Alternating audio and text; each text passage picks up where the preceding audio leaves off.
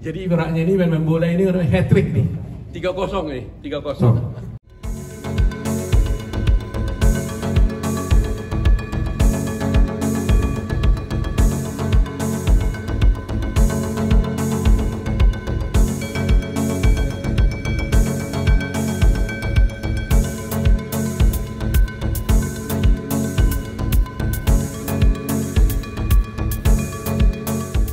Perkara yang ditujukan kepada Pak Joko Widodo itu ada 3. Satu dulu itu di PT UN, yaitu menyangkut tuduhan kepada Pak Joko Widodo melakukan praktek dinasti.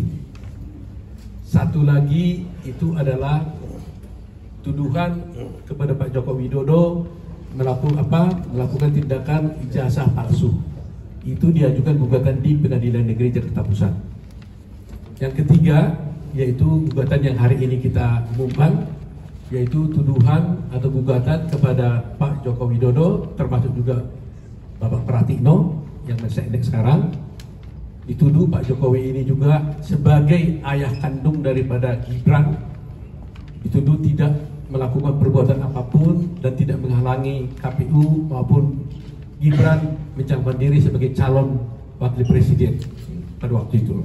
Karena gugatan ini diajukan sebelum pemilu dan baru diputus hari ini pada tanggal 3 Juni jam 11 tadi.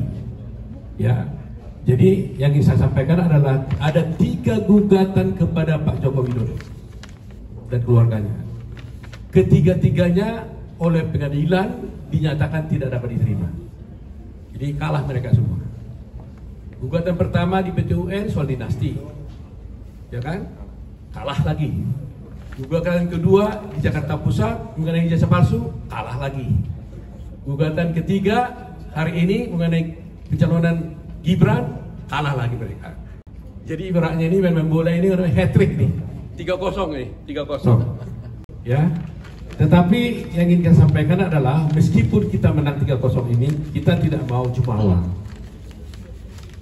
Tadi saya katakan bahwa tadinya kita menganggap ini masalah yang mengganggu gugatan ini. Pak Jokowi merasa begitu. Tetapi akhirnya kita tahu bahwa gugatan ini justru memberikan hal yang positif kepada Pak Jokowi.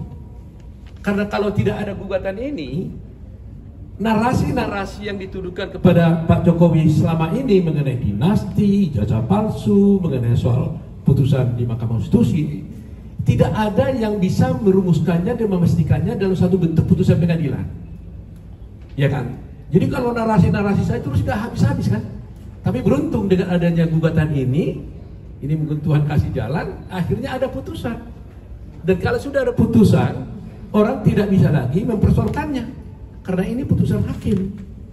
Nah, oleh karena itu, kami harap seluruh masyarakat Indonesia, dimanapun berada, mulai hari ini, mari kita hentikan polemik tentang tuduhan-tuduhan yang diajukan kepada Bapak Joko Widodo, baik mengenai praktek dinasti, baik mengenai ijazah palsu, maupun mengenai soal pencalonan Bapak Gibran sebagai wakil presiden pada pemilu yang lalu.